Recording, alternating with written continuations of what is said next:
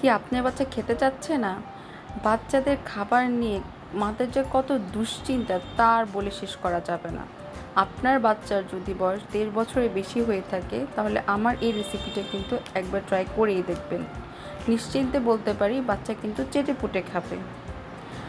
প্রথমে উপকরণগুলো দেখে নিয়েছেন। একটি কড়াইতে আমি সামান্য তেল দিয়েছি, এর মধ্যে পেঁয়াজটা দিয়েছি, কারণ এই বয়স থেকে বাবুদেরকে একটু মশলার সাথে আপনাদের পরিচয় করাতে হবে। সাথে এই যে সবগুলো উপকরণ দিয়ে দিব।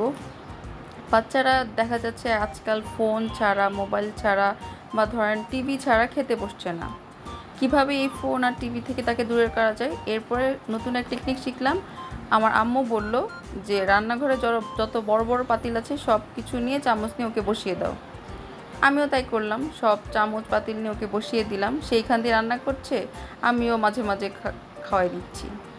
এখানে আমি অ্যাড করে দিচ্ছি হলুদ, লবণ, তারপরে হচ্ছে একটু জিরে গুঁড়ো, সাথে একটু পানি দিয়ে দমে বসিয়ে দিতে হবে। এরপরে ঢাকনা দিয়ে যতক্ষণ না হচ্ছে এগুলো পরিপূর্ণভাবে রান্না হচ্ছে ততক্ষণ এটা রান্না করতে হবে। এরকম আরও অনেক খাবারের রেসিপি পেতে প্লিজ আমাদের সাথেই থাকবেন।